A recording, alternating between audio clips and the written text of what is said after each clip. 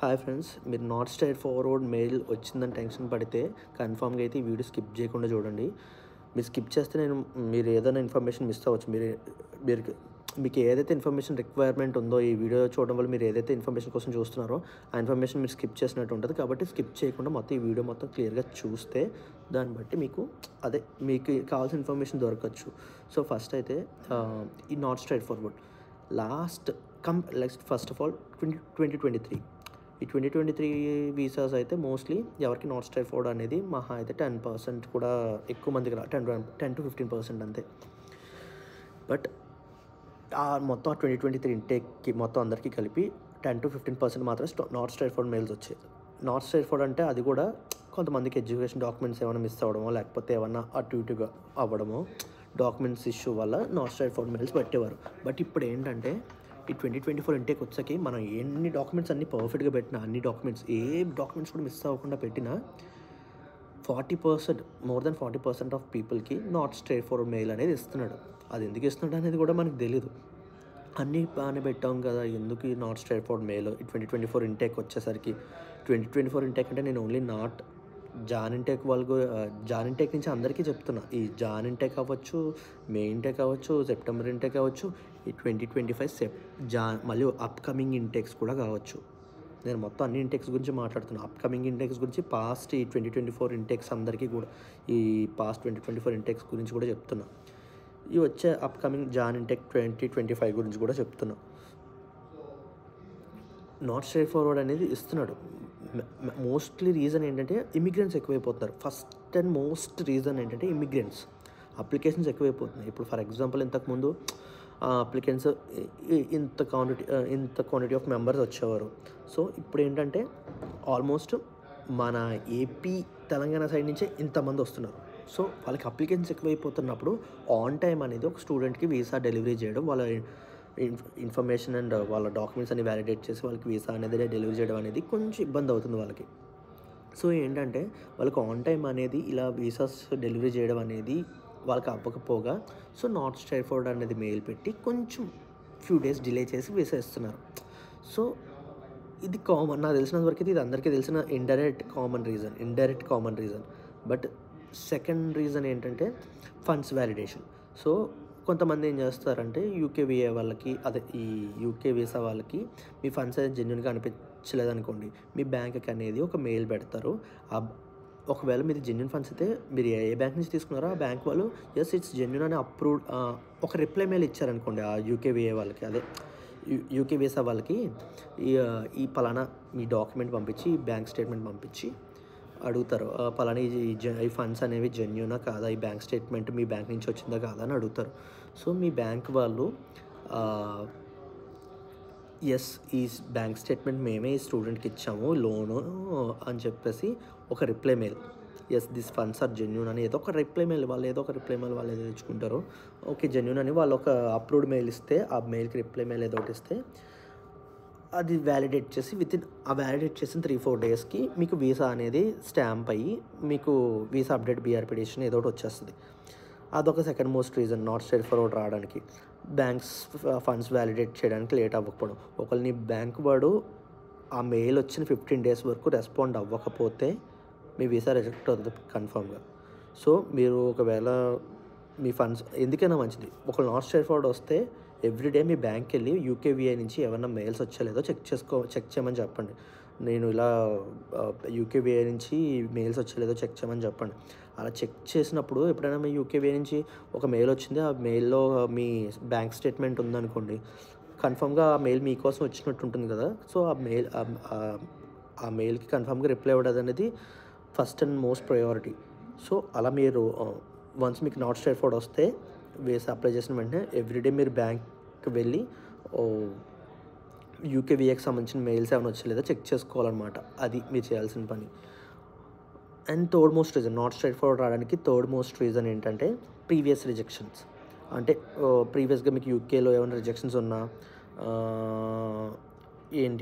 ఇంకా లైక్ వేరే other countries European కంట్రీస్లో ఏమైనా రిజెక్షన్స్ ఉన్నా, వేరే అదర్ కంట్రీస్ రిజెక్షన్స్ ఉన్నా వాళ్ళ దగ్గర డేటా ఉంటుంది. డేటా ఉన్నప్పుడు మీరు అబద్ధం చెప్పకూడదు. మీరు అబద్ధం చెప్పారు. ఎందుకంటే వాళ్ళ దగ్గర డేటా ఉన్నప్పుడు నాట్ స్ట్రైట్ ఫార్వర్డ్ మెయిల్ ఇవ్వడమే కాదు, మీకు ఇంటర్వ్యూ కూడా కండక్ట్ చేస్తారు. ఇంటర్వ్యూ కండక్ట్ చేసినప్పుడు వాళ్ళు అడుగుతారు, మీకు ప్రీవియస్ ఏమైనా రిజెక్షన్స్ ఉన్నాయంటే ఉన్నాయి అని చెప్పాలి. ఉన్నాయని చెప్పకుండా లేవు అని చెప్తే వాళ్ళ దగ్గర డేటా ఉండి కూడా మీరు అబద్ధం చెప్తే కన్ఫామ్గా వీసా రిజెక్ట్ చేసేస్తాడు.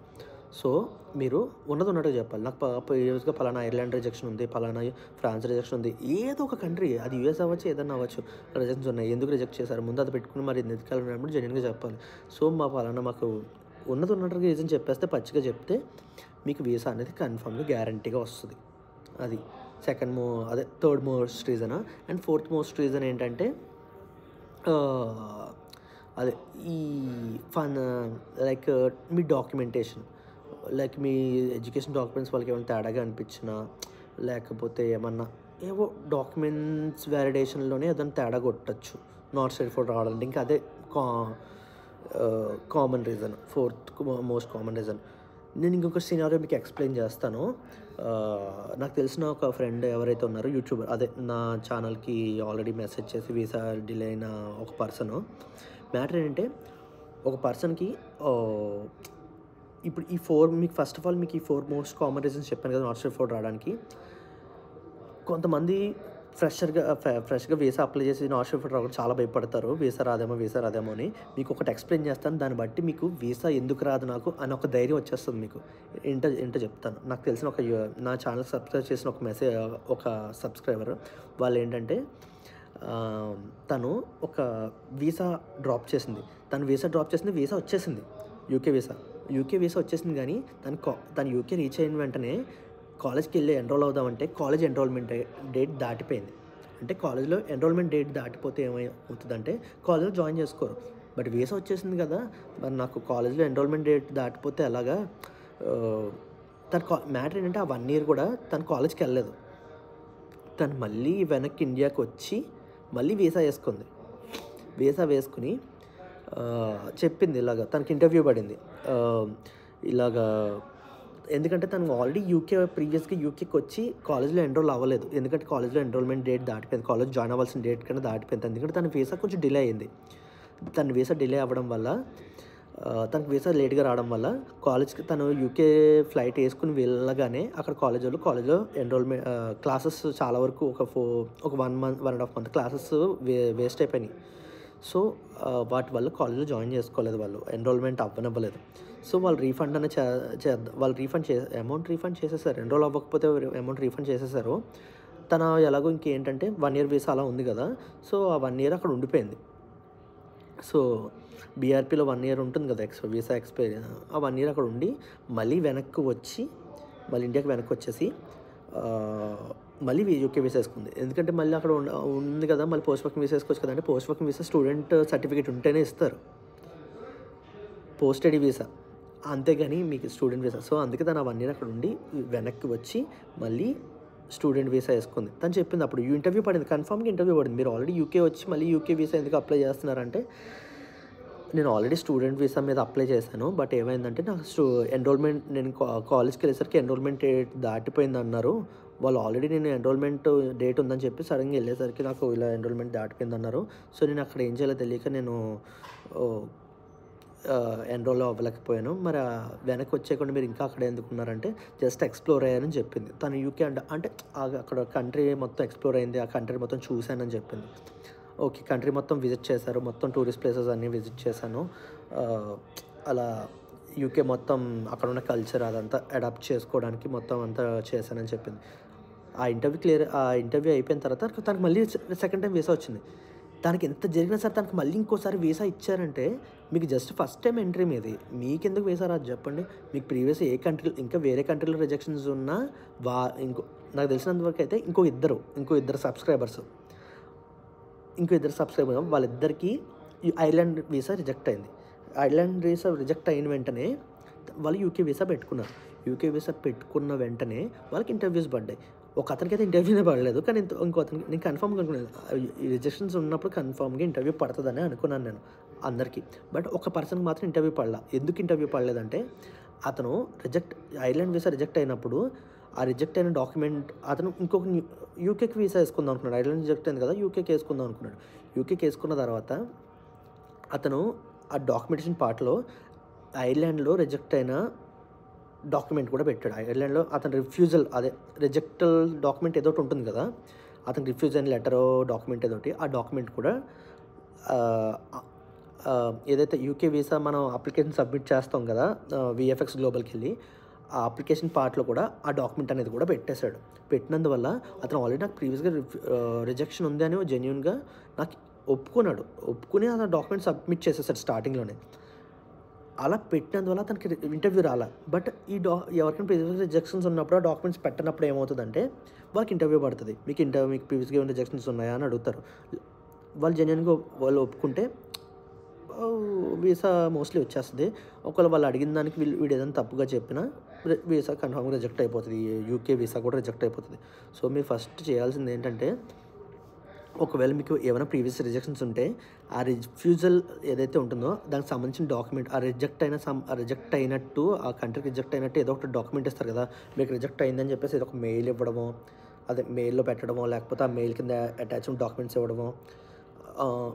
రిజెక్ట్ అయినప్పుడు కన్ఫామ్గా పాస్పోర్ట్ అనేది మళ్ళీ ఇంటికి వస్తుంది కదా, పాస్పోర్ట్తో పాటు లెటర్ కూడా వస్తుంది కదా, ఆ లెటర్ అనేది కూడా ఆ లెటర్ పెట్టడం ఏదో ఒకటి, ఆ రిఫ్యూజల్ సంబంధించిన డాక్యుమెంట్ కూడా మీరు మీ మీ డాక్యుమెంటరీ పార్ట్లో అటాచ్ చేసి పెట్టేయాలి. దాంతోపాటు మీ study certificates, TB test, tuberculosis test అని అన్నీ పెట్టినప్పుడు అది కూడా పెట్టేస్తే మీకు మోస్ట్లీ ఇంటర్వ్యూ రాదు. ఒకళ్ళు వచ్చినా మోస్ట్లీ అంటే మీకు టైం సేవ్ అవుతుంది, తొందరగా వీసా వచ్చేస్తుంది. ఇంటర్వ్యూ పెట్టినా మీరు జెన్యున్గా ఇలా రిజెక్ట్ అయింది, సో ఇలాగా దట్స్ మై అని మీరు జెన్యున్గా ఒప్పుకుంటే కన్ఫామ్గా మీకు వీసా ఇచ్చేస్తారు. ఎందుకంటే ఇది పెద్ద రీజన్ ఏం కాదు. ఇన్ని రిజెక్షన్స్ ఉన్న వాళ్ళు కన్ఫామ్గా, మిగతా వాళ్ళకి నాట్ స్ట్రైట్ ఫార్వర్డ్ స్టార్టింగ్ ఫ్రెషర్గా బిగినర్స్కి ఎందుకు కొంతమంది భయపడుతున్నారు, నాట్ స్ట్రైట్ ఫార్వర్డ్ రాగానే అది నాకు వీసా రాదా అని. ఇలాంటి మోస్ట్లీ ఈ పీపుల్కే మీకు వీసా వచ్చిందంటే ఆల్మోస్ట్ ఆల్రెడీ యూకేకి వచ్చి కాలేజ్ ఎన్రోల్ అవ్వకుండా మళ్ళీ ఇండియా వచ్చి మళ్ళీ యూకేకి వెళ్ళి ఇలా డబల్ యూకే వీసా వేసుకున్న వాళ్ళకే వీసాలు వచ్చినాయి. కొంతమందికి ప్రీవియస్ వేరే కంట్రీ రిజెక్షన్స్ ఉన్న యూకే వీసా వచ్చింది. మీరు ఫస్ట్ టైం మీ ఇండియా బార్డర్ దాటి మీరు ఏ కంట్రీకి వెళ్ళకుండా ఫస్ట్ టైం ఒక యూకే కంట్రీకే వెళ్తున్నారు. ఒక అబ్రాడ్ కంట్రీ అనేది ఫస్ట్ యూకేనే. అలాంటప్పుడు మోస్ట్లీ మీ వీసా అనేది రిజెక్ట్ చేయడు. ఎందుకంటే ఇప్పటిదాకా ఆ పర్సన్ ఏ కంట్రీకి విజిట్ చేయలేదు. ఫస్ట్ టైం మన కంట్రీకి విజిట్ చేస్తున్నాడు అన్నప్పుడు కన్ఫామ్గా అతను మీ డాక్యుమెంట్స్ జెన్యున్గా, మీ ఎడ్యుకేషన్ డాక్యుమెంట్స్ జెన్యున్ కాబట్టి అలాంటప్పుడు వీసా అనేది మోస్ట్లీ రిజెక్ట్ చేయడు. రిజెక్ట్ చేసే ఛాన్సెస్ ఎక్కడ ఉంటాయి చెప్పిన, మీకు మినిమం ఇంగ్లీష్ మాట్లాడే క్యాపబిలిటీ లేదు, మాట్లాడే క్యాపబిలిటీ కాదు, అండర్స్టాండ్ చేసుకునే క్యాపబిలిటీ కూడా లేనప్పుడు, మినిమం ప్రాపర్ బేసిక్ ఇంగ్లీష్ కూడా మాట్లాడడానికి క్యాపబిలిటీ లేనప్పుడు మాత్రమే కొంచెం కష్టం అవుతుంది.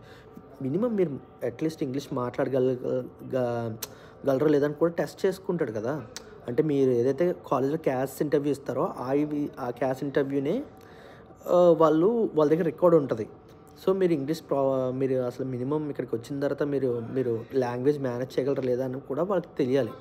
సో మీ కమ్యూనికేషన్ స్కిల్స్ పూర్గా ఉన్నాయా లేదా అని కూడా చెక్ చేసుకుంటాడు. పూర్ అంటే కాదు, ప్రొఫెషన్సీ కూడా అవసరం లేదు, జస్ట్ బేసిక్ ఉన్నా చాలు మీకు ఈజీగా వచ్చేస్తుంది వీసా. అయినా మీకు యూకేకి వీసా ఇంటర్వ్యూ ఉండదు. బట్ ఏంటంటే వాడి దగ్గర మీ ప్రీవియస్ రికార్డ్స్ ఉంటాయి కదా, ప్రీవియస్ రికార్డ్స్ ఏమైనా పూర్గా ఉన్నా లేదని చెక్ చేసుకుంటాడు. అంటే మార్క్స్ గురించి కాదు, మీ క్యాస్ ఇంటర్వ్యూ రికార్డ్స్ కూడా వాడి దగ్గర ఉంటాయి. దాన్ని బట్టి ఇన్ని జరిగినప్పుడు మీకు అర్థమై ఉంటుంది కదా, నాట్ స్ట్రైట్ ఫార్వర్డ్ మెయిల్ అనేది వచ్చినా సరే మాకు వీసా వస్తుందా రాదా. మీకు ఇంకా కొంచెం ఇన్ఫర్మేషన్ ఇంకా ఇందులో కొన్ని కవర్ అవ్వలేదు అనుకుంటే నేను ఈ వీడియో కింద డిస్క్రిప్షన్ కింద నా ఐడి పెడతాను, నా సోషల్ ఐజీ పెడతాను, నాకు డైరెక్ట్గా పింగ్ చేయండి. కన్ఫామ్గా మీకు అది ఏ టైప్ ఆఫ్ వీసా అయినా సరే నేను కన్ఫామ్గా క్లియర్ చేస్తాను మీకు. లైక్ అది స్కిల్డ్ అయినా లేకపోతే ఏ స్టూడెంట్ వీసా అయినా ఏం డిఫరెంట్ వీసాస్ అయినా యూకేకి మీరు ఏ వీసా పెట్టుకున్నా అది మీకు డిలే అయిందంటే మీకు డిలే అయినప్పుడు మీకు ఇంకా ఈ వీడియోలో ఏమైనా కవర్ అయిందనుకో, మీకు ఇన్ఫర్మేషన్ క్లియర్గా కవర్ అయితే ఓకే, కవర్ అవ్వకపోతే నాకు పర్సనల్గా పింగ్ చేయండి, కన్ఫామ్గా నేను క్లియర్ చేస్తాను. సో ఇంకా మీకు ఏమన్నా ఫర్దర్గా ఏమైనా డౌట్స్ ఉన్నా సరే కూడా నాకు కన్ఫామ్ పింగ్ చేయండి. ఈ వీడియో అయితే మీకు క్లియర్గా మీకు అంత గుడ్ ఇన్ఫర్మేషన్ పాస్ అయింది అనుకుంటే మాత్రం ఈ వీడియో నా ఛానల్ అయితే సబ్స్క్రైబ్ చేయండి ఫ్రెండ్స్. ఇంకా మీకు అదే యూకేలో పార్ట్ టైమ్స్ కోసం కూడా నేను ఇచ్చిన వీడియో చేశాను, ఆ వీడియోని కూడా చూసేసేయండి. Okay friends, bye.